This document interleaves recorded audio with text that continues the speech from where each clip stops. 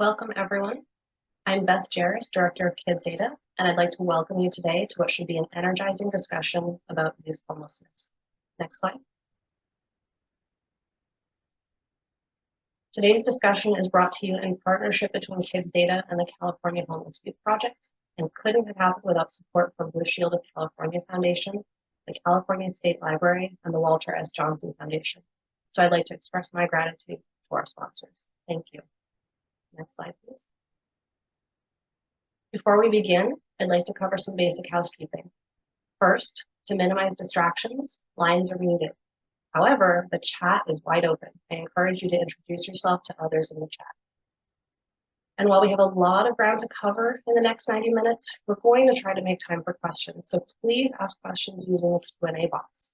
Our team will be monitoring that box, and we'll try to make sure that questions are addressed, either asked of our panel, answered by text, or included in post-meeting follow-up. If you have technical issues, please report them to our host. Next slide. Closed captioning is also available for today's discussion. If you need instructions for how to turn on captions, a link to instructions is being shared in the chat. Next slide. I keep thinking of today's discussion as a three-part journey. Now, if you're here today, I don't need to convince you that youth homelessness is a problem. You know that from the data, from the research, and you know it in your heart. So we're starting from that place, and we're going to talk about the data, where we are, what we know, what we don't know. Then we're going to share some innovative tools to prevent and address homelessness. And perhaps most importantly, we're going to ground our discussion in lived expertise. Next slide. To take you on that journey, we have an incredible panel of experts. We're going to start with Pixie to share data, and I'll add some additional data context. Ubang and Denise will share tools, and Isaiah will share lived expertise. Next slide. And with that, I'll turn it over to Pixie to get us started on the data part of our journey. Good afternoon, everyone. So I always like to ground and seeing where folks are around the conversation of youth homelessness. So we're actually going to start with a quiz. So sorry about pop quizzes if there's any anxiety around that for folks, but we're going to launch, it's going to be one at a time, but 3 questions to see just where folks think that the state of youth homelessness is at. So with that.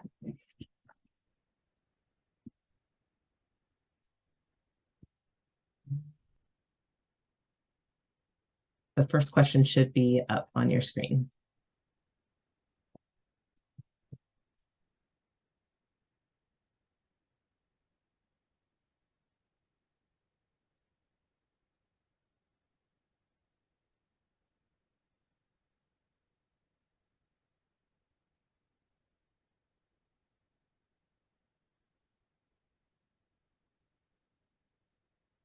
I'm going to go ahead and show the answer.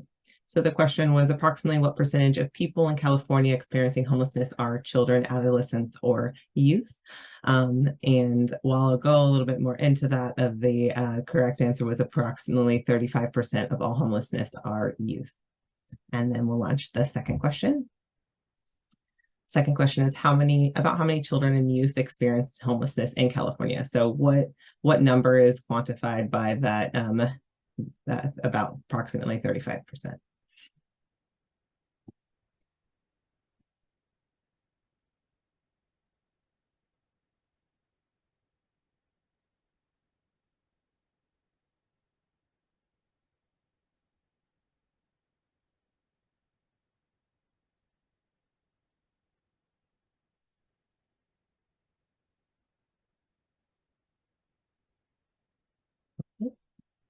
Close that out. And so again, the approximate answer to that question is the 250,000. And then we will have one more question for you.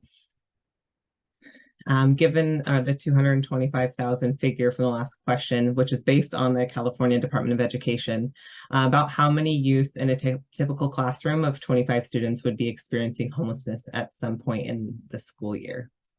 So out of 25 students, how many do you think are experiencing homelessness?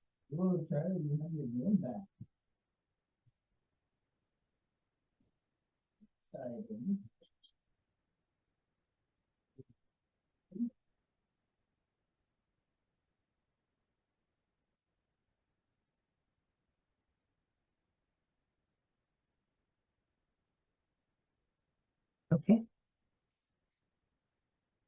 And so the answer is actually in between the 2.5 and 5. So appreciate you grounding with that. I did think that I was going to be able to see your answers while you're giving them. So I'm sure where folks were at with that. But in leading into that, I'm going to steal your screens and I'm going to kind of walk through what the California Homeless Youth Project tried to do to kind of respond to maybe the gaps in data and also just kind of like being able to access data. If you're unfamiliar, the California Homeless Youth Project is a policy and research initiative out of the California Research Bureau. It was created in 2007 at the request of legislature. And so we try to uplift youth with lived expertise to the policy table through data and research. So with that, taking over your screen. So for the past couple of years, we have been gathering data and trying to present it in a way that is not only accessible, like folks can get to it, but also accessible and in that digestion way. It's not helpful to anyone when we know that data is important if it's there and it's like, okay, now what does this mean? And so when y'all are answering those questions, technically, right, all of them were correct and all of them were incorrect at the same exact time, right? And I'll kind of go into a little bit more on why that is. But there's no simple answer to the question of how many youth are experiencing homelessness in California. So this first graph, the way that we've laid out this data hub as it continually grows, as I believe in continuous quality improvement, is this is actually our third iteration. And the first page kind of tries to create some context around the data and kind of the introduction to the different numbers. And then we actually do try to do quarterly updates with data stories that further that content and that narrative about what is it actually like to live through these experiences or different points in data. We also have the dashboard. All of our data is shown both as a statewide and also in a continuum of care. And I'll get into that in just a second. But all of that considered, our first graph shows 3 different numbers. The first number is the point in time count, which is a count that on a given night in January across the nation, folks go out and count the number of folks experiencing homelessness. There's a sheltered count that happens every other year, and so does the unsheltered count. This can be problematic in maybe some obvious ways, and some unobvious ways would also be that youth don't experience homelessness in the typical way or don't look like typical homelessness, and so they get undercounted. And so that was about in 2022, that was about 26,000 youth. The HDIS stands for the Homeless Data Integration System. California actually has the state hub for all of the homeless management information systems. So when folks are accessing homelessness services that enter into that system, that is what this number is. And so this is actually 2021 data, as we just got the updated one, about almost 100,000 youth access services in the entirety of 2021. And then lastly, the biggest number is McKinney-Vento. So this is actually specifically K through 12 students in the California Department of Education. 225,000 were experiencing homelessness. So the top 2 numbers were actually included all the way of youth up to 24. And the K through 12 number, right, is the typically the under 18. So you can see that the number, the point in time count, which is actually where most funding is based off of, is actually based on that top number. And yet we know that 10 times that number are experiencing homelessness. And so there can be significant gaps in that. And of course, I always scroll too fast. But regardless of any of those numbers, one thing that's not usually shown is like what is being done about it. Yes, numbers can like financial numbers can be shown, but like what are some physical things that are accessible to youth? And so even if you take the smallest number, which is the point in time count, we have less than 6,000 beds that are specifically dedicated to youth experiencing homelessness. So that is only enough for 22% of the youth that are actually in need that can be housed by what we have, right? So it's definitely not enough, right? And so through our dashboard, additionally, like I said, I like to provide context. So basically this gives a little bit more in-depth than I gave you the overview of what the different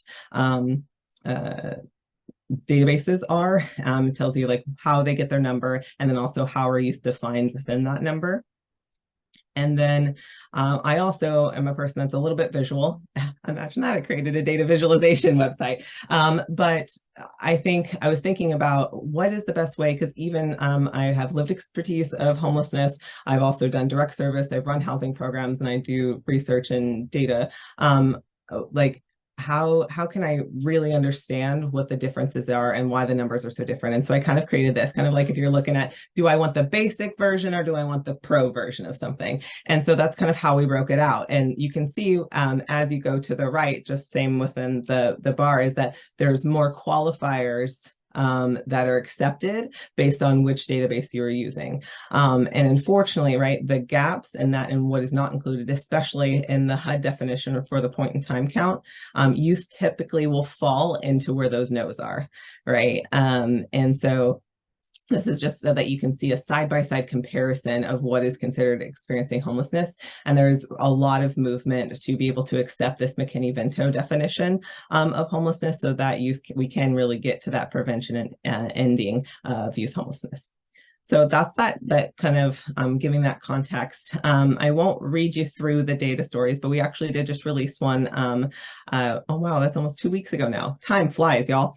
But we tried to fill like data gaps by gathering data that might not be presented. And what we found is that there's too many gaps, either in capacity or technical assistance, and most of the times both, to be able to gather and present more data than what is out there publicly. So instead, what we did is when we reached out to communities, we did interviews with community-based organizations, youth experiencing homelessness, service providers, and what we did is we did a collaboration of those stories, kept in the anonymity, but really tried to emphasize what we were hearing. And so that was the most recent data story that we put here, and you're welcome to go through it. I'm sure that the link will be dropped in the chat, or already has. And then at the bottom will be all of our previous data stories. So there we go. We actually did a data story specifically addressing the point in time count and why, like a little bit more about it, but then also what some more gaps that creates. And then when our first iteration of the dashboard, we actually we're giving context to expanding that picture, and that as you can kind of see here in the quick one, is that in that time, 72,000 youth were experiencing homelessness or accessing homelessness services, and that was enough to fill the SoFi Stadium in LA, right? That's significant because it gives that picture. And so those are some of our previous, so you can always keep up with the archived. I'm gonna scroll back up. And then our dashboard for nerd folks like me, as that loads. In every section of the data hub, you will be able to have navigational tips. I don't think everybody's brain works like mine. So I definitely like to say, here's how you get to things. And then at the bottom, always doing the data sources. So, and it takes you directly to where I got those sources from. So you can always kind of navigate your way through. So this dashboard, actually, you can select different continuums of care. And a continuum of care, if you are not familiar, of the 58 counties in California, they are broken up into 44 continuums of care. Some of those are multiple counties. Often it is just a single county, but sometimes they're actually cities or breakouts. So specifically LA actually has, has one continuum of care, but then there's also Glendale, Pasadena, and Long Beach all have their own continuums of care as well. And then there are things up in the northern, that Shasta, Siskiyou, Del Norte, all that are all in one. So depending on where they've applied to be together. So I just clicked Amador for, maybe that's not the best one to look at. But so for Alameda specifically, the top one will always show whatever COC you connected, what it is, and then compared to the state of California. So 36% of all homelessness are youth, going back to that data question. And then specifically in Alameda, about 25% or a quarter of all homelessness are youth.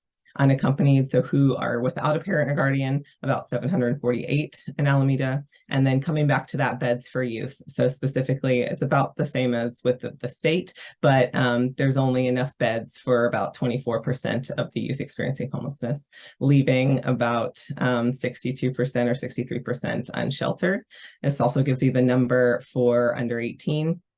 And then the students experiencing homelessness. This actually will be updated soon so that you can see the actual number, as 1.7% does not actually show you as I go into the detailed data view.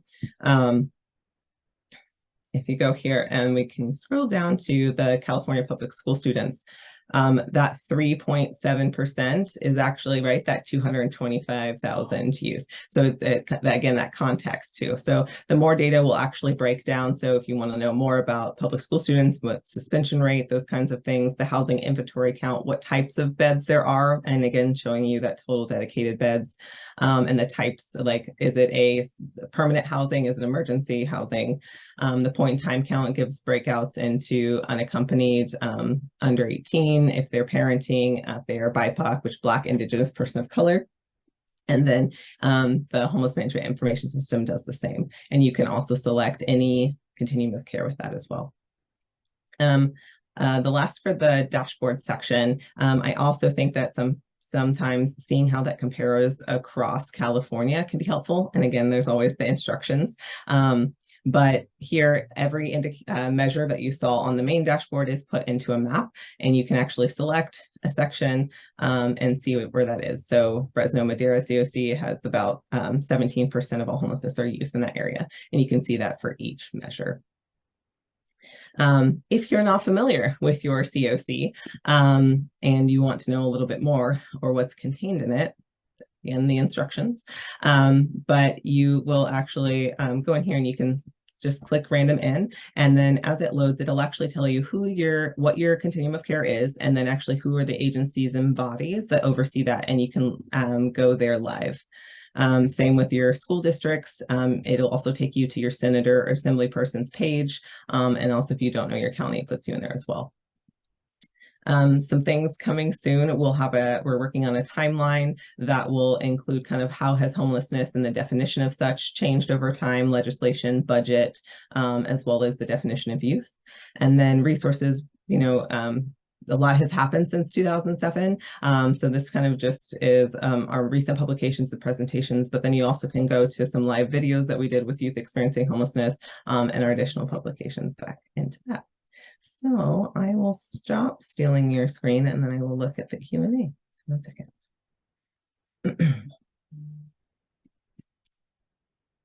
Okay. Well, I should have looked at that sooner because I was talking really fast. My bad, y'all. But we can always go back into that. Awesome. Thank you so much, Pixie. The tool is just fantastic. And I know you looked at Q&A, but in the chat, a couple of people acknowledged just how, I think, awesome tool was the phrase in the chat. So thank you for sharing and for all of the work that you do. And I want to take another sort of look at the data. Pixie shared with you what we know and some of what we don't know about youth experiencing homelessness. And that information is, of course, incredibly important to supporting those who need housing now. But wouldn't it be great if we could go upstream and prevent people from experiencing homelessness in the first place? There are, of course, multiple pathways that can lead to housing instability and homelessness, and several frameworks for thinking about those pathways. For simplicity's sake, today I've grouped them into a couple of categories. Economic, things like living in poverty, living in overcrowded housing, having high housing cost burden, or migrating for work. Things like conflict, whether it's family conflict or relationship conflict, things like adverse childhood experiences, abuse or neglect, being in contact with the foster system, and intimate partner violence. Things like natural disasters, wildfires, floods, and earthquakes. And then, of course, other circumstances that aren't necessarily a pathway, but are risk factors. We know, for example, that marginalized status, such as sexual orientation, gender identity, and expression, race, ethnicity, and immigration status can be risk factors for housing instability and homelessness. Incarceration, substance misuse, and mental health also can be risk factors. Next slide. And that's where KidsData can be really helpful. We offer context on many of those upstream factors. Next slide, please. For example, and just with a nod to going fast, there is so much ground to cover today. I'm just going to sort of cover the tip of the iceberg in terms of what KidsData has. I'm going to encourage you to go to kidsdata.org and explore at your leisure later. Just really quickly through just a small sampling of the types of upstream indicators we have. So as an economic example, we know that more than half of households in the Hawthorne School District in Los Angeles County are cost burdened, meaning that those households spend at least 30% of their income on housing. Next slide. We know that in Kern County, more than 5,000 public school students moved in the previous 3 years due to migratory work in agriculture, dairy, lumber, or fishing, and that many counties across California have 1,000 or more students who have housing instability due to migratory work. Next slide, please. We know that in Del Norte County, there's more than double the statewide average percent of public school students who are in the foster system. Next slide. And we know that transgender youth are overrepresented among those who report low connectedness to school. So again, thinking about those upstream factors and those kinds of signals of places where there might be interventions, making students feel safer at school, having them feel like there are teachers who treat students fairly. That might be a place to intervene if a student is facing housing instability or homelessness. Next slide. And again, that is just a very small sampling of the more than 50 topics and more than 1,000 indicators we have available on KidsData. And so you can go to kidsdata.org. Next slide, please. And once you're there, we have data arranged by topic. And then you can see those topics underneath: child and youth safety, children with special health care needs, so on and so forth. If we go to family economics and expand with plus, what that'll do is it will expand the topics that are within that umbrella. And so if then we click on family income and poverty, that brings us to a very long list of poverty-related indicators. And if we click on one of those measures, next slide, then that brings us into where we actually get the data. And we have the data presented in a variety of ways. What you see here is a bar chart. We also have tables, maps, and other types of charts. On the left-hand side, there's a navigation pane where you can select the specific geography that you're looking for, whether it's state, a county, a school district, a city, and then there are some neat download tools available. Next slide. But that's, of course, just, those are the data we do have. We know that there's lots of information that questions that need to be answered that don't necessarily have the answers readily available. So what we want to ask all of you is, what other data would you like to see represented and visualized about children and youth experiencing homelessness? And we have a tool, a Slido tool that you can use for that. You can use your mobile device and scan the QR code that you see on the screen. Or you can go to slido.com and type in that code, or you can go to the link that's just been pasted into the chat. And then as we transition, Beth, just so you know, there's a couple of folks that are saying that your audio is cutting in and out. So it's you're like clear and then it drops out, just so you know. Okay, thank you, Kurt. Is it better now? Yes, I think usually when you're, yeah, exactly. Okay, good to know. Thank you.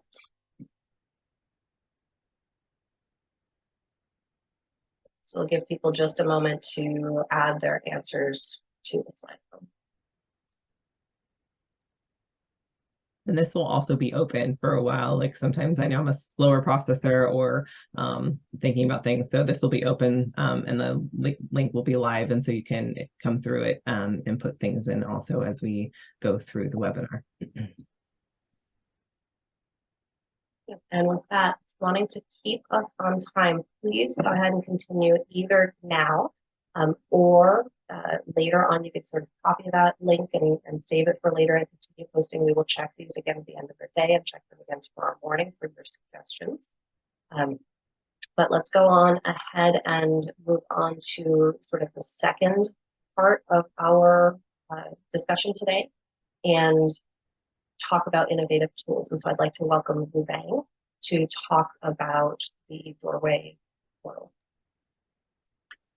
Hi, everyone. My name is Vu Bang. I'm a housing program manager with Exigy. We're a design firm out in San Francisco, social B Corp that works with different cities and counties to build out this affordable housing web portal that you're going to see here that sits on the websites of each of the cities and counties that we work in. Next slide. Next slide. Yeah, so it's very easy, as you can see here. This is a website that you go to in the Bay Area. It's housingbayarea.org, and it shows all the available affordable housing that's currently open for applications or open for wait lists for vacant units. The great thing about this site is it only shows available units. We've heard many times from applicants before that everything out there right now, if you do find something, it's really hard to find something that actually is accepting applications. So this site only shows things that are currently accepting applications. Next slide.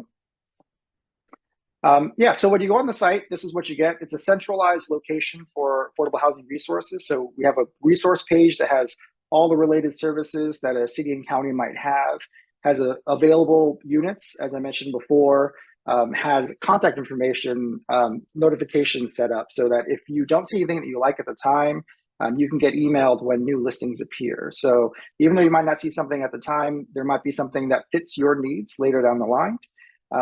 It makes the application process much simpler than it is right now. A lot of places that we work, when we first talk to them, a lot of property managers are still using paper applications. What we like to say is this is really a unified, universal common application, similar to what you do when you apply for college. We work with property managers and developers with in jurisdictions that we work in to get them to use a common application for the initial application process, so that no matter where you go within the city or county, you start off with the same application. And so that really flexes your muscle so you know how to apply for development. Right now, if you're applying in a place that doesn't have this, you have to relearn the application process everywhere you go. No matter sort of how often you do it, it's still a brand new application. And sometimes it's on paper and it's 15 pages, and they require you to send all sorts of information like mother's maiden name and social security number and all these pay stubs with a very low chance of getting housing. So we're trying to, what we like to say is we're really just trying to get people's foot in the door so that the application process is much easier. And the level of expectation to get into a unit, since there's a very slim chance based on how many people apply, it just really, the time you spend fits the opportunity itself.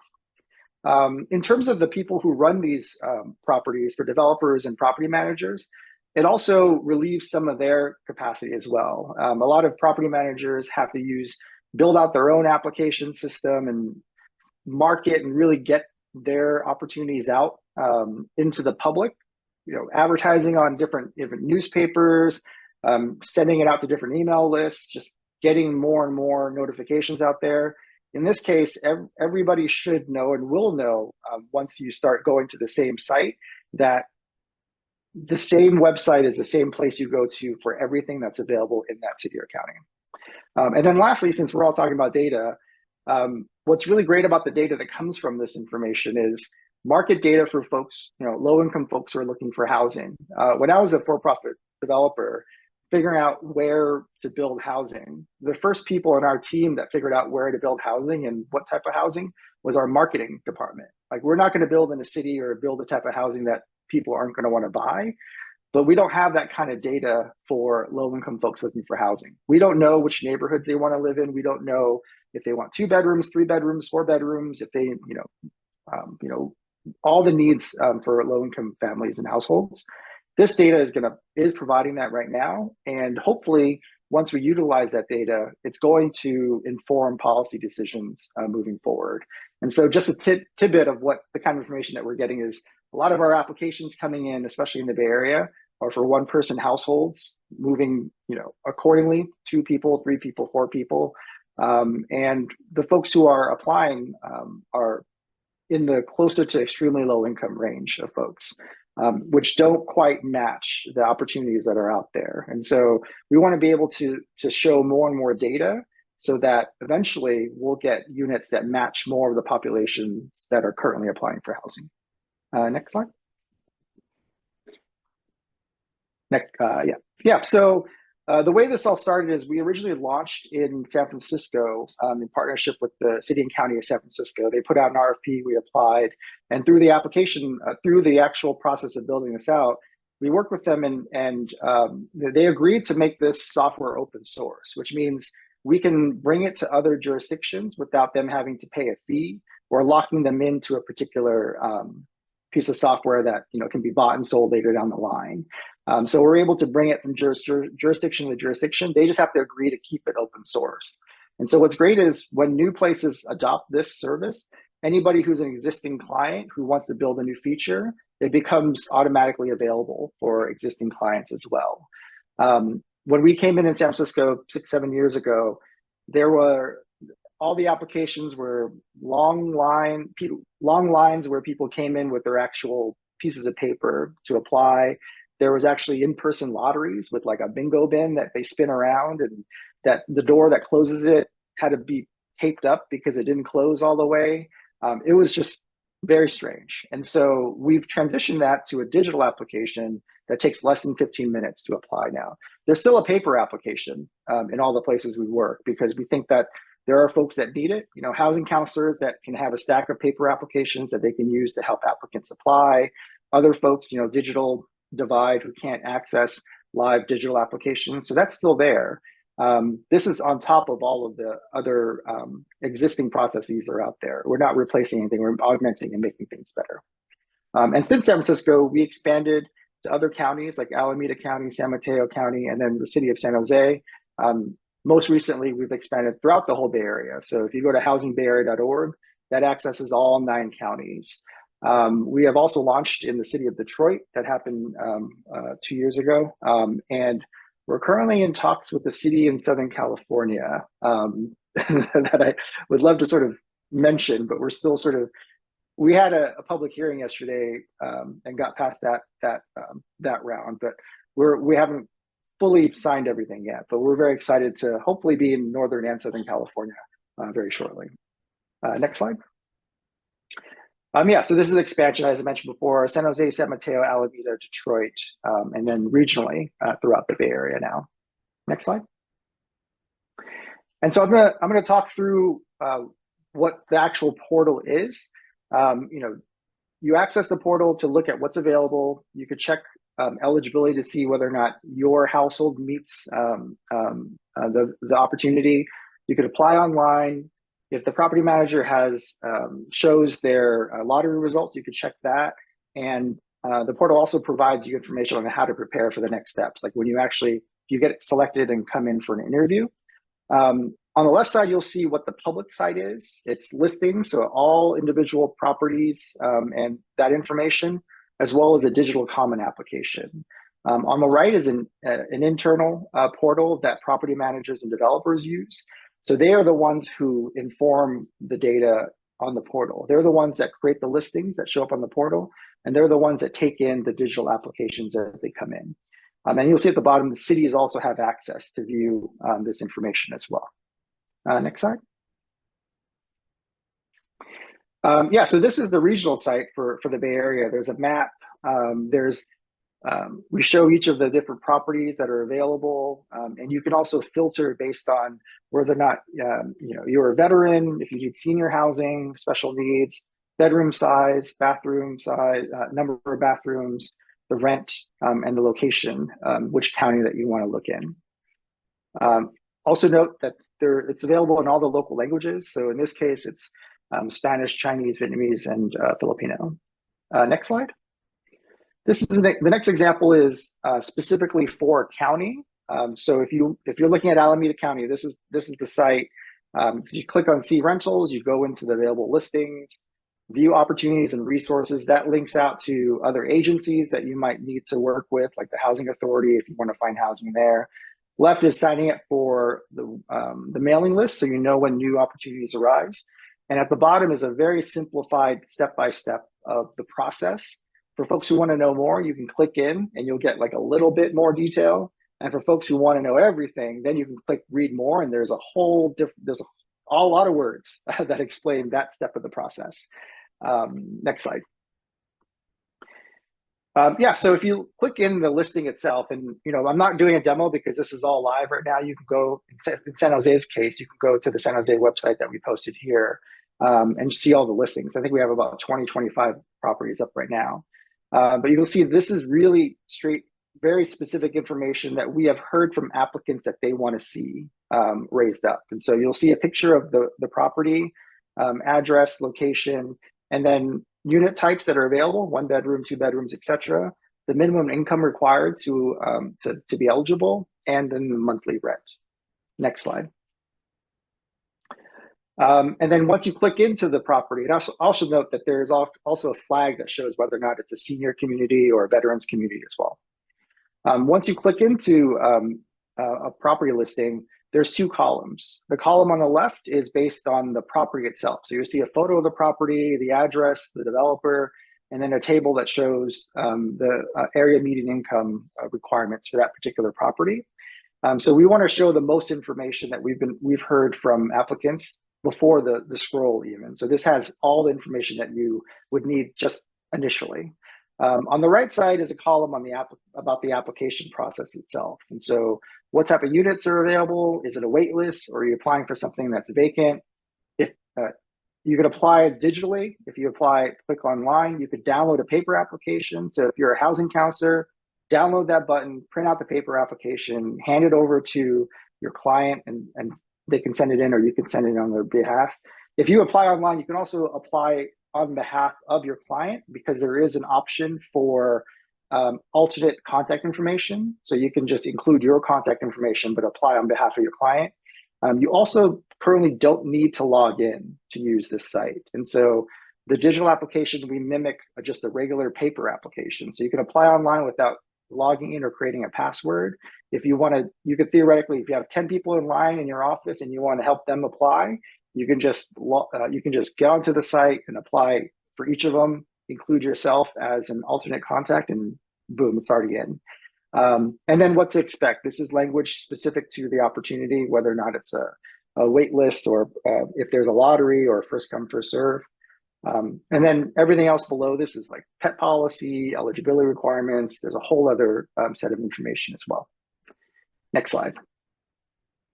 Language access. So as I said, we work with the local jurisdiction to find out what their top 4 or 5 languages that they want to have on the site. Each of the communities are very different, so we have different languages. We human translate things that don't change that often. We use Google Translate for information that changes with every single property. It's not perfect, but with the sheer amount of information out there, we want to make sure that we can get something that's as accurate as possible, just based on what's available. And I should also mention that everything is mobile. It's not just mobile friendly, it's mobile first. The majority of our applications come in through mobile. More than 60% of applications come in via mobile. And if you can imagine, it's hard out there. Like, this application is not easy, even though it's 15 minutes. And imagine folks who are going through an application where they're including every single household and their date of birth, their address, their income, going through a checklist of all this information, and they're doing it on their smartphone. Like that takes a lot of effort. And so you can see how needed this portal is, especially the fact that it's mobile first. Next slide. And yeah, so when you go through the application process, you're asked about your language first, whether or not you want to create an account. If you do create an account, it makes it easier to apply the 2nd, 3rd, 4th, 5th time, because you don't have to fill everything out. You do still have to fill out a bit of information, because we don't know if you applied yesterday or a year ago. And so you do have to input your income and a few other things, but name, address, all that stays the same. What's great about this also is you get a confirmation page that tells you a confirmation number and whether or not you actually submitted. I know that seems like a very low bar, but throughout our interviews, we talk to applicants who are just saying, when we ask them a question as simple as, have you ever applied for affordable housing? They would say, I don't know. Like, I put in my name and information. I never heard back or got a confirmation, or I don't know. Like, it became a very theoretical question, but here it's very concrete. You get a confirmation number and you get information on what the next steps are. Next slide. And then this is just a sample of what the additional resources page looks like. Right now, it's just a list of things. Like in San Francisco, we have a lot of different housing counselors that people can access. But this is really just based on the resources that are available in your jurisdiction. So if you have a lot of resources, it's going to be very robust. But all that to say, this is even bare minimum, something that a lot of jurisdictions don't have. Just everything in one page that's very accessible. We work with the local cities and counties to make sure that this information is just human readable rather than just like an Excel spreadsheet with contact information. And so we do update this to make sure that it's accurate and accessible. Next slide. Next slide. Yeah, so this is the impact. This is so far since 2020, number of applications submitted, the properties that have been listed across the 3 jurisdictions outside of San Francisco. If you add San Francisco, there's a lot more impact numbers as well. But you're looking at 1.9 million people, 6 million plus total site visits. But the most important thing to note is the 4.5 to 15 minutes to complete an application. Like that's totally unheard of before this. And so we're really proud of that number the most. Next slide. So what's next? Next slide. Yeah, so what we're doing next is we're trying to figure out how to sort of expand the portal, not just regionally and geographically to other places, but we're building out functionality to support housing counselors, to connect with home coordinated entry, all that. It's still very early on in the conversation. We're currently launching a geocode functionality. So if you have a preference policy right now that says, if you live in the neighborhood where the property is located, you get first priority. We're working on that right now. So you can just enter in your address and you'll know immediately. And yeah, a few other features up there right now. I will note, just based on sort of the form we're in right now, that a lot of properties have transition age youth or homeless related priorities for their communities. And so we have tailored the application to sort of ask questions based on that. And so, having direct conversations with different cities on definition of homelessness and, diving into the McKinsey-Vento Act, all of these different things that we're dealing with directly with the jurisdictions to make sure that the policy that they have in place is implementable on this portal. And yeah, open source expansion, we're working with a few other jurisdictions right now through their process to see if we can launch there. And then we're always looking to connect with nonprofits, housing counselors, housing staff, other folks to see whether or not we can get introduced to different geographies to work there. Or if you're in one of the places that we currently work, we're totally open to doing demos for you and your staff. And also, walk you through what's possible with the portal, and then also get feedback from you as well. Next slide. I think that's, yeah. And this is a link to all the portals. I do prefer housingbayarea.org rather than that very long government website. So very, very easy to roll off the tongue. And yeah, we have a lot of different case studies that are on our site that we use to help. We don't hide our secret sauce. All the sort of stakeholder engagement, one-on-one interviews with applicants who are real folks who are looking for housing, all that is in our case studies if you want to hear more. That's it. I think that's everything. Yeah, thank you so much, Mubeng. I am not surprised at all by this question, but there are a couple of questions in Q&A about how the tool could be brought to other jurisdictions. One specifically asking about Santa Cruz County, but then one that's more broad. How would a community work to get a tool like this in their community? Yeah, this is a great question. I mean, we have been in discussion. I mean, we've talked to every single major city in America, trust me. We're currently sort of creating a SaaS version of this. I can never understand what it stands for, service as a software, to make it much more accessible to folks. And so, for smaller cities, it's been hard to sort of procure this because we've done everything custom. But we're right there right now, able to work with smaller cities. And so we are in discussions with Santa Cruz County So, whoever it is from Santa Cruz County that wants to talk with me directly, we could talk about that. LA County we've talked to, but in terms of LA County, we are talking to a city in LA County. It's a very big city. Of the 88 cities in LA County, we will be up at a city council hearing in the next few weeks or few months to get approval. So if you are from LA County and work in the city of LA, please reach out to me. And I can just tell you what date the city council hearing is on if you want to just show up and do general comments. And in terms of Contra Costa County, Santa Clara County, if you just go to housingbarrier.org, it's live. We're active. Contra Costa County, we have one listing right now, but we hope to get more. Great, thank you. I have so many more questions that I want to ask, but I want to keep us on time. And so thank you very much. And I want to welcome Denise to talk about the Win What I Need app.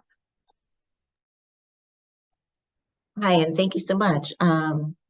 Really thrilled to be here. And I've been asked to join you all and to talk about the Win What I Need app, which is a mobile app that was developed here in LA County by our nonprofit in response to requests by youth and the LA County Office of Education. And we've done also a lot of work with the UCS division of the LA Homeless Services Authority. So next slide, please. So information barriers, as we all know, are actual true system barriers. And so this is the underlying reason for developing an app whose goal is to empower users who are in need of resources to find them themselves. Next slide, please. Finding information is never easy, particularly if you're a young adult or youth. It's not easy for a new parent. It's not easy for the newly homeless, and the list goes on and on. Those who have not had a lot of contact with the homeless system before are bewildered, and it's confusing. And they need a pathway to easily connect to a service provider. Next slide, please. So almost everybody has a cell phone. 94% of homeless adults own a smartphone, largely due to the federal Lifeline program. And homeless youth, not only in our surveys, but some work that had come out by the RAND Corporation, is they consider smartphones as much a necessity as food. And almost everybody also that is homeless or resource insecure will use a computer and access the internet, and whether it's their own or in a public library. Next slide, please. So what is WIN? It's a free mobile app. It's free to download and it's free to use for anyone and everyone. It is confidential. Nobody signs in to use the app. The goal of this is to be a user-driven support tool, not a system-driven support tool. So its goal is to empower people who are unhoused and or people who are resource insecure to find and connect to free, available supportive services. Next slide, please.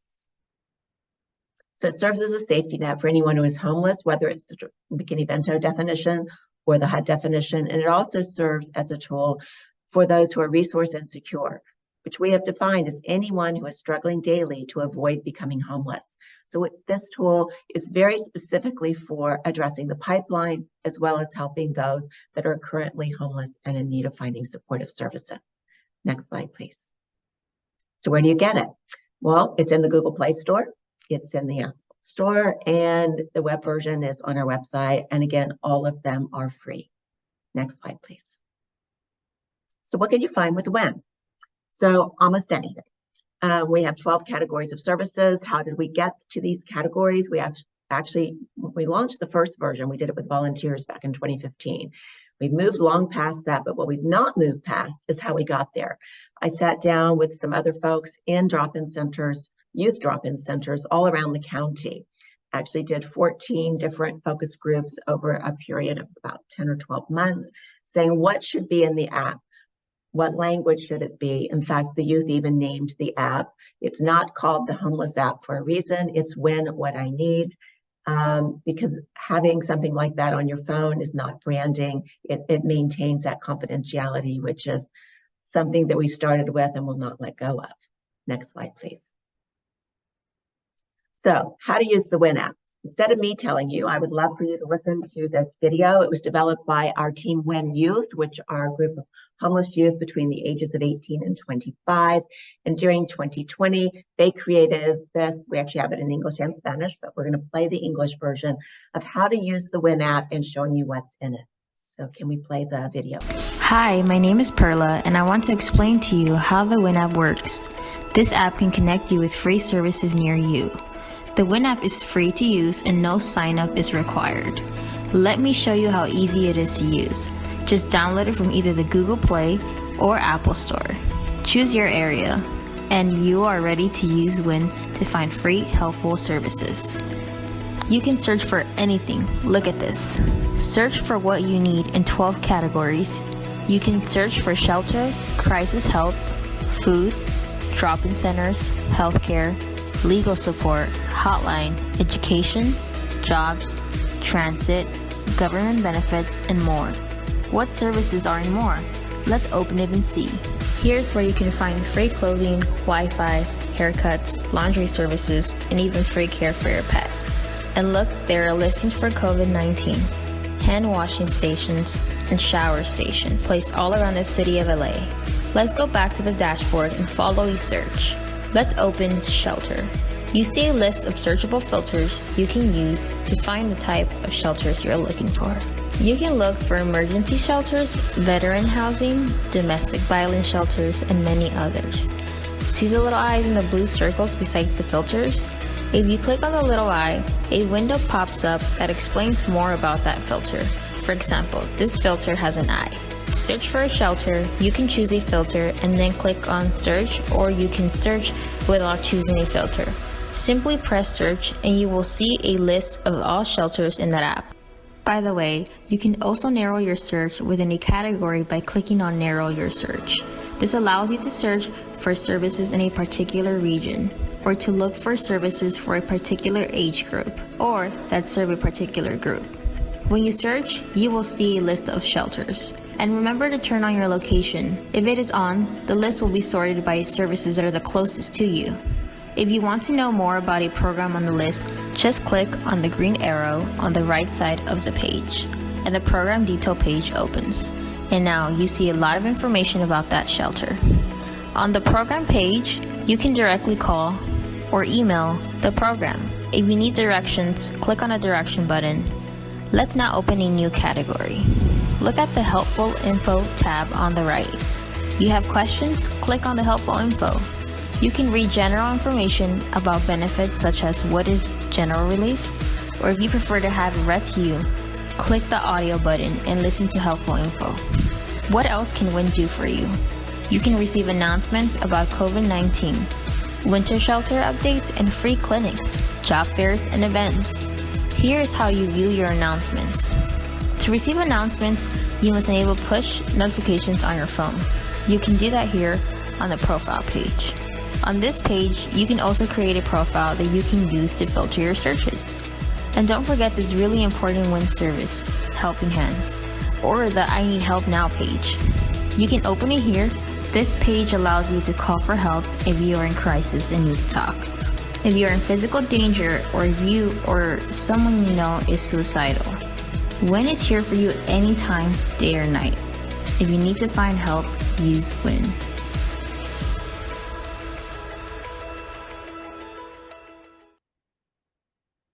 Hi, my name. So we're real proud of that. This was launched, as you could tell, in 2020, hence the references to quite a few things in COVID. And we are thrilled that we have also done some more things. We actually have the dashboard is slightly different, but things that have not changed. Still 12 categories. All programs that are listed are free or low cost. All programs listed, there is no referral that is needed to access the program. And on the bottom now, where you see the little star on this slide, we've added a topic called survey access. Next slide, please. This was the push technology that was discussed in the app. And so we've just expanded with a lot of our community partners letting us know what they would like to have us send out within the community We've actually been told, I mean, by a lot of different providers and even some folks at LA Homeless Services Authority that they used the WIN app to see what was going on first before checking anywhere. So we're really delighted with those partnerships. Next slide, please. So to change to see it in Spanish, we did launch it in Spanish in 2021. All of everything in the app has been hand translated. We do not use Google Translate because our focus groups and so many of my staff whose native language in Spanish let me know that was really not the right plan for us. So this is, you click on the menu bar and it's in the profile section. You can choose your language and you can go back and forth between your languages at any time. And your announcements, we send those out in English and Spanish as well. Coming next year, we are actually going to have it be localized to your phone, so you'll see all your announcements in your language of choice. Right now, you just see them all in both. Next slide, please. So the little star that you saw on the survey, you also can access it right now. We released a housing advocacy survey in late 2023. The reason for this was we were approached by LA County Office of Education and LA Homeless Services Authority's Youth CES division. They were getting a lot of feedback from the campus peer navigators, which are young folks that are typically with lived experience that are placed on all of our campuses here in LA County, to work with other fellow youth that may be experiencing homelessness or at risk of homelessness. And what they were learning is that youth were more likely to be turned away from HUD housing than when they did qualify than other applicants. And there was a variety of reasons for that, nothing malicious at all. But oftentimes, youth just didn't know how to advocate for themselves. And then they also saw a lot of youth that would have qualified, but they didn't even know to apply. So we were asked if we could come up with something within the WIN app to address this. And it did launch. You can open up Shelter. You can click on the green box. Next slide, please. And this, or the From the Star survey section, and this is what you'd see. The youth are told, anyone can take this, by the way. It's not specific to youth, but we're doing our outreach on the campuses. So you can decide who sees your survey results. You can give information about yourself or not. You can just screenshot it if you like. You take the survey and it's an interactive survey. So depending on your answers, that will take you to what the next slide ought to be to try to simplify that process. The oops that you see on the middle one was because I didn't make an answer. So when I tried to screenshot, it shows you that. Once you're done, like this one, it says you've qualified for HUD Category 1. Depending on how you got to any of these landing pages of what you qualified for, you're going to be told exactly what you've qualified for to help you advocate for it. You can click then on any of these boxes and be told where you can apply. What are you going to need to bring? What are some other helpful resources that might apply to your specific division? Next slide, please. So, and actually right now we're piloting outreach on the HUD survey just because you can have the best tool in the world and if people don't know about it, I'm sure Bang would tell you the same thing. If people don't know about something, they don't use it. So we are now working with youth with lived experience of being homeless and severe resource insecurity on college campuses to let us know. And actually we're looking at ways to train them to actually be the ones to help get the word out about it. So I know someone asked, where is this? It's currently in LA County. Can it be brought other places? The answer is yes. It is designed to scale, and we're happy to work with you to do that. Next slide, please. So like all of you, nobody would be on this webinar if you didn't believe, like we do, that no one, especially youth, should be without the power to find help. And that's really the driving mission behind what we do at OCLA. Next slide. So this is just my thank you to all of you for listening and my contact information. Thank you so much, Denise. The tools that you and Bang have both shared are just really incredible, and we can sort of see that in the comments that have come in. You did answer the question about can it expand to other communities. I'm assuming that you put your contact information here so that if people are interested, they can reach out to you. So for those of you who have had those questions, screenshot this page so that you can reach out to Denise. We have just a couple minutes before I want to switch to our final step in this journey. But there's one question, it's actually both for you, Denise, and for you, Bang. You both alluded to this in your talking points, but can you each talk for 30 seconds to a minute about, more specifically about how users have helped inform the apps and the tools that you've built? And Denise, we'll start with you. Yes, we actually started with young people telling us they didn't have any way to find help. And so we started with that. We started using focus groups. And then we found that there's nothing we put in this app that hasn't been brought to us from someone in the community. And then we don't do focus groups around to find out not only need, but language, even things like color. I mean, how it should look, how it should function. And then on an ongoing basis, again, our teen win youth are always folks that we turn to. We have on staff folks that have lived experience that also help guide what we do. And we're in talks right now with one of our funders to expand our outreach on community college campuses, where we can basically hire youth with lived experience to be ambassadors, to not only share with other youth about the housing tool in the WIN app, but also to be another source for us to incorporate the voice of youth and the voice of those with lived experience in what we do. We're very much a bottom-up organization. I used to teach policy at USC, and I am not a huge fan of top-down. We really feel that for our tool to truly lift up and empower people that need to use it, it needs to have their voice in what it should do. Thank you. Lubang, do you want to talk about how user experience helped inform yours? Yeah, we use the whole design thinking way of building out these tools. And so two ways we do this, or one pathway through the actual building out and process. We create pathways where folks can have interventions. So we have workshops whenever we have a major thing to explore, whether it's applications or listings. We also help jurisdictions build out a steering committee that includes advocates as well, so local nonprofits, especially service providers, so that they have a voice in the direction. And then related to all of that, we have a whole research team that works directly, whether it's focus groups, one-on-one, with actual applicants who we find through service providers that we know locally through the jurisdiction, so that we can actually have these on-site or online discussions about how they would use the tool. Before the pandemic, we would create a booth like literally at the housing department or housing authority or with a service provider, and we would have them bring over clients once they went in for their service and came over and talked with us. Obviously during the pandemic and afterwards, it's a little bit harder to find folks, but we do reward them with some stipends for their time as part of the interview process as well. Thank you. And I think that's sort of that importance of user experience, importance of lived expertise is just like the perfect segue into where we're going to bring you next on this journey today. So I want to welcome Pixie back and welcome Isaiah to sort of close out or ground our discussion.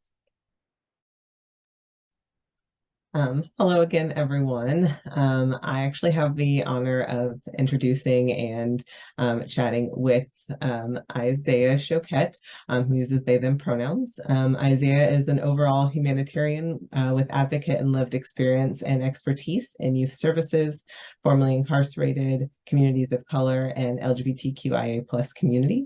They currently serve on 3 boards because, they do amazing things. And of course, that deals specifically with youth homelessness, the BIPOC community, and the LGBTQIA+ community.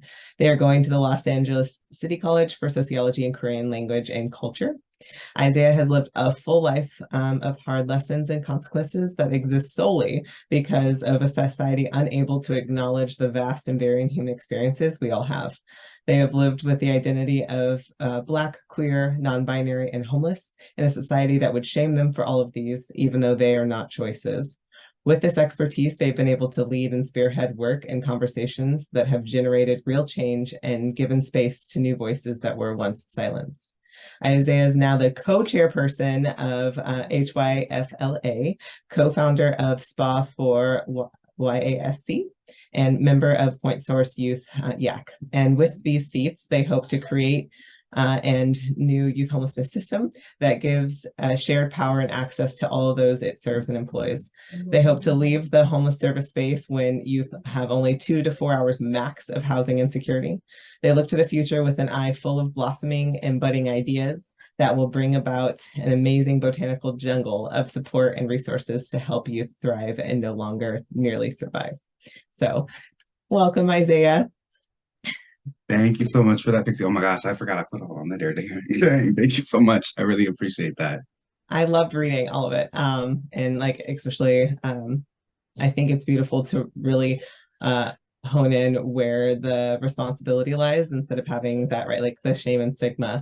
And I know that we've kind of done this a little bit before, and I think that that gives a beautiful entry into who you are, but also like I love to ground in kind of personal like introductions that provide that powerful opportunity for recognition, appreciation, and respect for that diverse experience that we hold. I pull this from a poem called Where I'm From, written by George Ella Lyon. And so I'll lay mine so that you don't have to go all into that. But my 5 are, I am Blue Glitter Doc Martens. I am a person that talks too much before coffee. I am the why does everything have to start after my bedtime? I am Crashing Waves, and I am Becoming. And I would love to hear yours, Isaiah. Ooh, those were beautiful. So, okay, I'm gonna have to twin with you on one of them. I am Rainbow Doc Martens with a 90s puffer runner jacket. I am crystals and tarot. I am black cats and butterflies and dragonflies. I am my community, and I am here with all of you. And those are, yeah, 5? Correct, 5, but yes. Those are amazing. I love it. I'm happy for you to 110 up me anytime. But now that we kind of got a chance to ground with one another, because it's hard when you have a webinar and there's a crap ton of people here. We can't see anybody. So it's nice to just ground with one another in that. Yeah. I'd love for you to kind of share, what does life look like right now for you? I mean, obviously going to school, doing a whole bunch of boards, getting to have conversations with me, but what are some of your recent accomplishments and projects that you find pride in? So I'll be honest, this is one that this question I struggle with, just because for me, this work is not done with the intention of like gratification of achieving things, or to like set a goal of like, oh, I'm going to get all these things done in my name type thing. For me, my achievements come in the fact that when I find out that there is groundbreaking movements to support youth inclusion into this work. For me, it's seeing that my peers are being happily and healthily housed, not just given options to survive through. So for me, my success has come in that we have been able to establish 8 boards here in the county of LA that represent a multitude of communities, from all 8 spas. For those that don't know or aren't familiar with the way that LA County works, it is so massive that they had to break it up into 8 sections. And so for the first time, we have youth representation from every spa. And that for me is a huge achievement and accomplishment that I've gotten to be a part of. And I think that's the other thing that I like to be very clear with all of the accomplishments that I have, is that is not my accomplishment, it is the accomplishment of my community, of all of us who are doing this work, because I think for too long, that's the thing, is it's been too siloed. Achievements and accomplishments are only, they tend to get siloed into one organization or one person, instead of let's celebrate and accomplish things as a whole community, trying to end homelessness in unison. I think my video is skipping. If it is, I'm going to turn it off and I'll just go on audio for a little bit to kind of help out. That's totally fine. Yeah, and your audio is beautiful. Okay. So it just might be a little foxy when you see me, but it's okay. Still cute. Still fun. Thank you for that. And I think, that's kind of why we're here, right? Is that all of these amazing resources and tools and data is out there, but it gets siloed, and we can't make effective change in silos. We really can't. And so, leading into that, what I know that you're doing all those great things, and you've talked a little bit about those hurdles, but like, what are some resources, services, supports that were kind of already supportive in your journey? I know that it's community, but like, what are some of those? Yeah. Oh, yeah. So again, community was a big support for me getting through the system is what I've gone through. It was my peers, it was other youth talking to me, letting me know how to get from point A to point B. It was individuals who worked with the providers that were lived experience, and they didn't let go of that.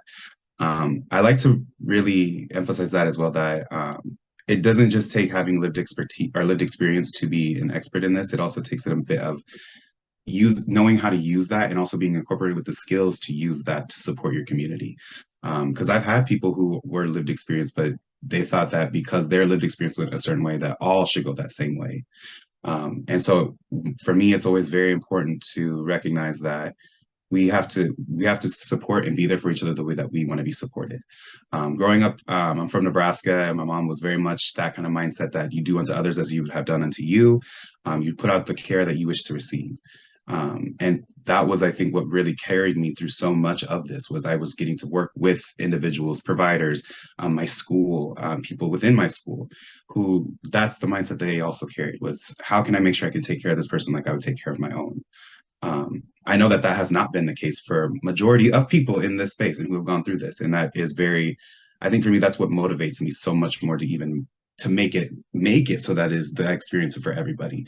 Is if I was able to get this, if I was able to receive the help I was in the way I was by the people that I was, and it was able to get me to where I'm at now, why isn't everybody? Why can't we make sure everybody's insured with that? And so for me, it's supporting the same people that gave back and got me to where I'm at. It's helping them get up to a place of where they can provide that to everybody, or where they can carry that mindset and show others how to have that when they're doing this work for others too. I know I kind of got a little ranty there, but basically, yes, it was, for me, it was just people coming to me, seeing me, not my situation, and saying, how can I help you outside of that situation? And what can I do to make sure that this doesn't continue to perpetuate your life? Yeah, no, totally. I think, you're right in line. What I was kind of thinking when you were talking about the difference between experience and expertise, I think the piece is that you're the expert of your own experience. Right? But so because of silos and other things, and, right, the wrong path can be paved with good intentions, right? That's the difference between intention and impact. But the piece is that when folks with lived expertise get tokenized, and then it aligns with a certain narrative, that's the only one that's taken, because I hear it all the time, the low-hanging fruit. Well, great, that means the other fruit's going to rot on the tree, right? So I kind of thought about that when you're talking, is that when we're only gathering one voice, because it's harder to do more, or it doesn't necessarily align with the route we might want to go, it's not sought. But I also think about this, but I have lived expertise as a transition age youth and as an adult, and it took me a long time to unlearn things, right? That stigma is there, but also the internalized, it's my fault that I'm here, right? Oh my gosh, yes. Yeah. Right. And then I don't know about you, but I heard a lot of those phrases like pull yourself up by your bootstraps, or and so it's all digested. And so we have to unlearn that to be able to provide recommendations, or to support others, or even to continue to support ourselves. Yeah. Real quick, I want to touch on that specific phrase.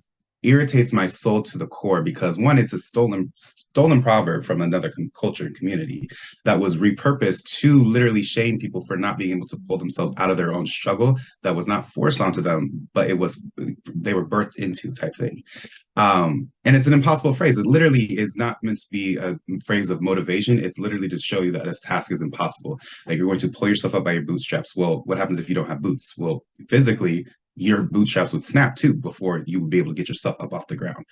But yeah, sorry, I just, that one phrase, just because I don't think people recognize just how harmful that mindset is. And it really is one that has harmed this community so specifically, the youth homelessness specific community.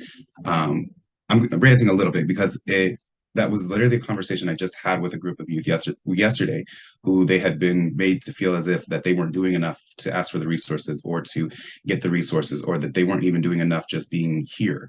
And that they had been made to feel as if they should try and do more, or go out and be more, trying to get a job, or trying to go to school and stuff. And it was like, they had just gotten into here from surviving hell on the streets. Why are you trying to rush yourself? And why are you being forced to rush to meet capitalistic needs of productivity in our society. You're not deemed human or valuable until you start working or go to school. You can't just be existing on this planet and like healing and like taking care of yourself, because no, that's not allowed. But yeah, so I really like to highlight the importance of not having that mindset of seeing people for who they are, not what has happened to them, and then not blaming them or trying to make them take accountability for what has happened to them, more or less helping them to learn the lessons and get through to the next step and heal. We just want people to grow, not to meet our expectations. Absolutely. Thank you for that. I think one underlying thing that I heard in that is narrative, right? The words that we use, the language that we use, and how we present it, like changes how things are approached or people are supported. Yeah. Yeah. And like that kind of, for me, like leads into that second question, or third, I don't know, I wasn't keeping track, but is like, depending on where you want to talk about in your journey, what could have prevented or intervened your homelessness experience sooner? I love solutions. So for me, I think what could have helped or intervened is higher investment in the youth homelessness system. I know that everybody here doesn't really need to be kind of told that, but at the same time, I want to emphasize the importance of advocating on it, even if we do know it, or advocating on behalf of it, even if we do know it, because that is the common barrier I feel like so many of these programs face. There is amazing work out there being done. There's amazing new initiatives and plans and kind of innovative practices to end homelessness, specifically for youth homelessness, but there's not the invested funding nor structure to actually carry it out. I mean, going just to talking about the McKinney-Vento representative for the state of California, the fact that there's one, and we have how many homeless youth in this state? There's one person watching over all of those. Now let's zoom out a little bit, because she's not watching over the individuals, but she's watching over 10,000 schools in this state. That is ridiculous. And that's one person.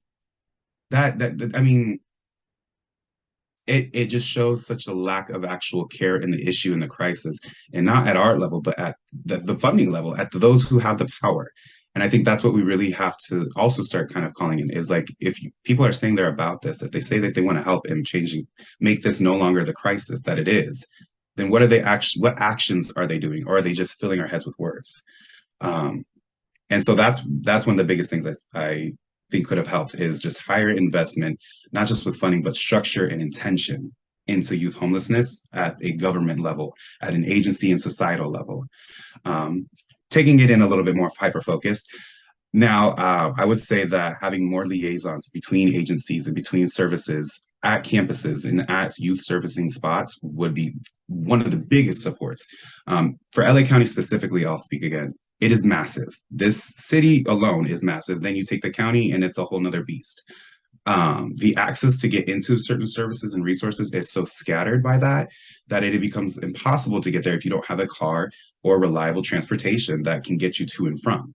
So having liaisons who are trained, not who are just like, oh, we know how to get you signed up and enrolled. No, actual people from the system who can be in these spaces, who know the ins and outs, who can help on the back end, who can help with applications, questions about applications. If you got denied, why did I get denied? What happened, and why am I not getting supports? Because what happens is then when we have these questions or we have these setbacks and we go to the providers who they're doing what they can as far as providing the space and the ability to apply and do that, which is all they really should be, because they aren't being paid by the county or the other agencies to support in the service. But sorry, I kind of lost my train of thought there for a minute, because I saw my face skipping and I was like, oh, wait, what's going on? But we have to do more to ensure that there is people from these actual agencies on the ground supporting and being a part of the process to get youth into these services. I just had a conversation with one of my peers who they've been struggling to get Medi-Cal because they got support in helping them to apply, but now they don't understand their coverage. They don't understand what they can and can't go to get services for. They don't understand what they will be charged for, and if they have a copay or any of that.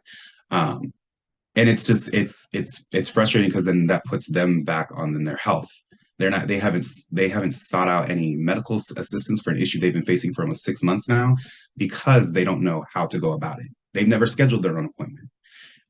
And so for me, it's just, I think that's one of the biggest things that I feel could have supported in my journey too, was having a resource of a youth homelessness liaison or peer individual at the campus, and not just one, but like a few.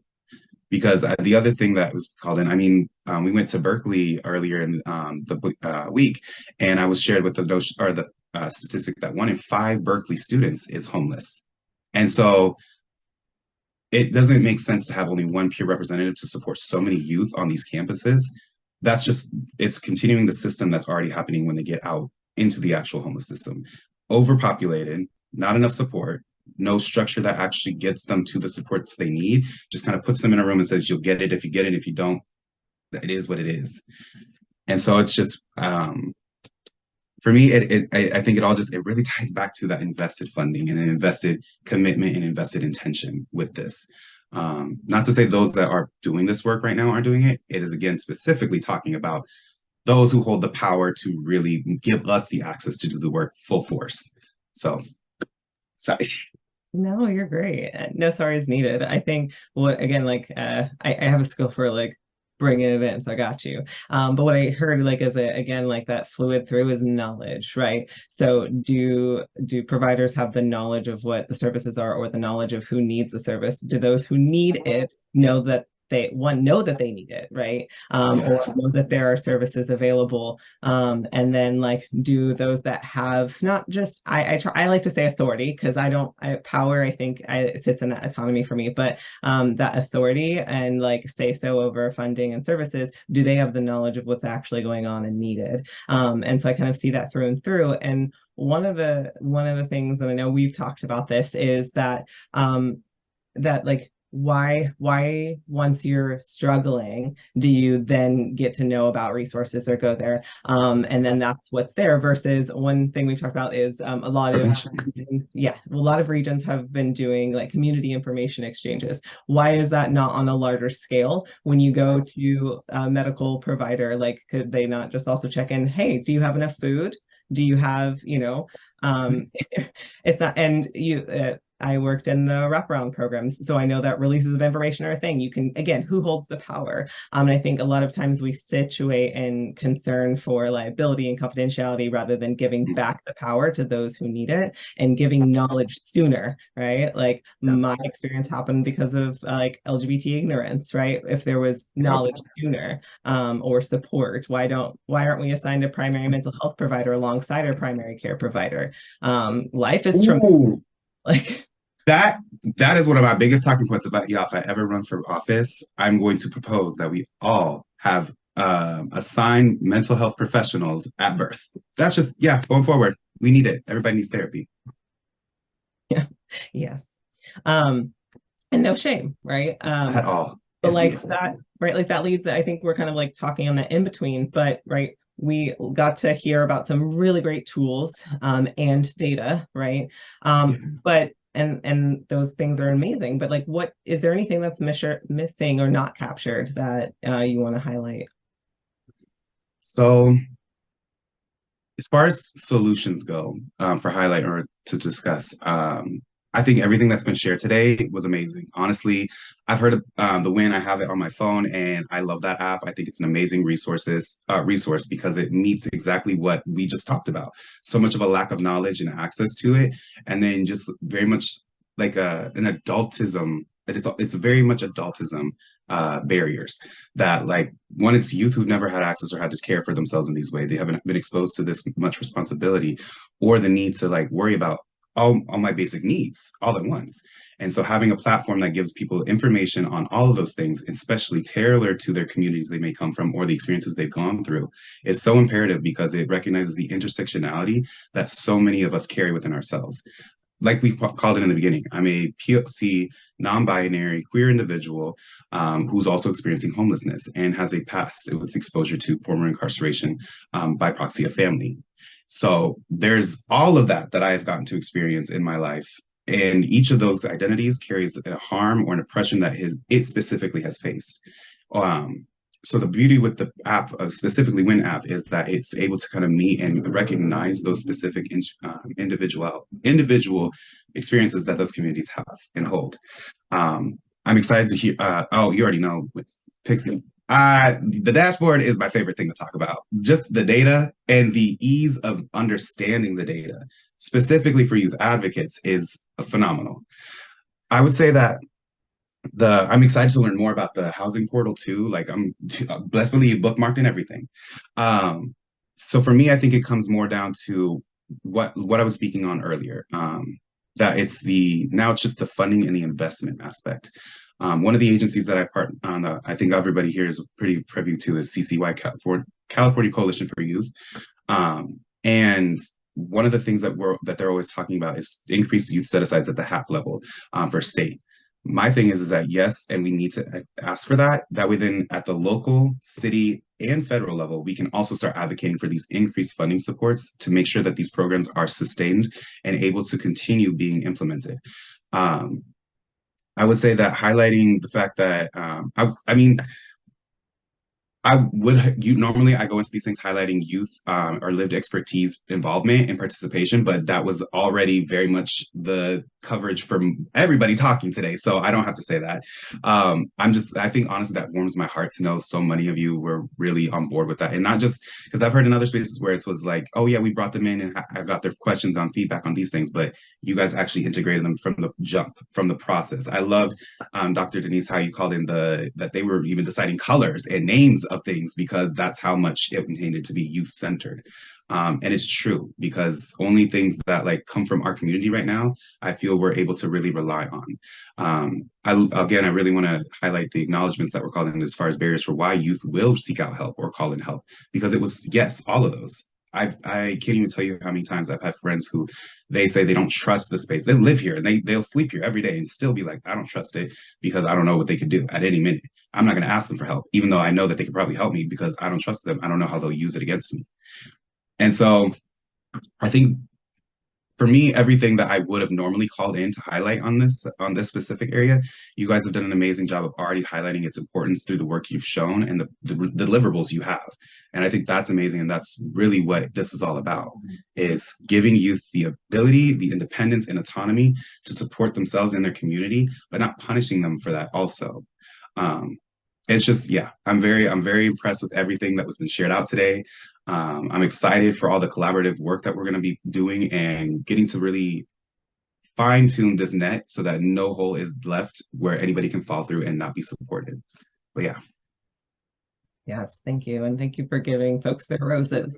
And I think, just amplifying kind of what you were talking about with when you have the intersections of identities, can like, not only are there, right, like the housing first models or things like that, but like, are folks trained beyond like trauma-informed care? Like, is there racial equity? Is the housing still broken up by gender? Can someone access it if they're in a wheelchair, right? I love that there's been movement with these services that you can have it in multiple languages. Is there, what about for deaf and hard of hearing folks?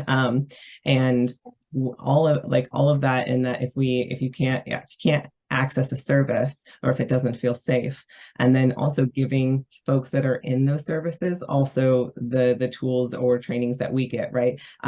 Being in like when I was in housing for myself, is that yes, the service providers got a training on LGBT, but the person next to me in the bed that I have to sleep next to did not.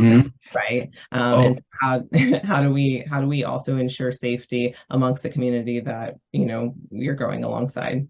So yeah.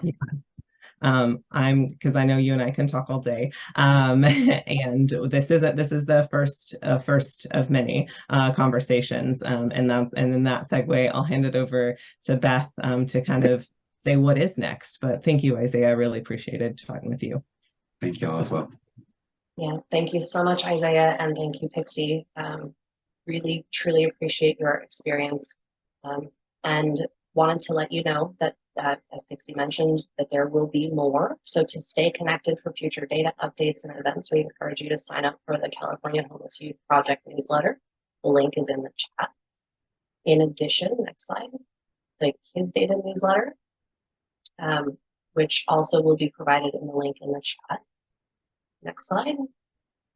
You can also follow us on a variety of social media platforms, either at KidsData or CA Homeless Youth. On Instagram, it's CA_Homeless Youth. On Facebook, there is no period in it. So follow us on all of those platforms to stay tuned. And then last slide, please. I want to send just My absolute gratitude to all of our panelists today for taking time out of their busy schedules to discuss this important topic. Thank you again to our sponsors, the Shield of California Foundation, the California State Library, and the Walter S. Johnson Foundation. And thanks to all of you participants for participating today. I hope you will all leave this conversation with new perspectives and resources that you can take forward and use. Thank you so much.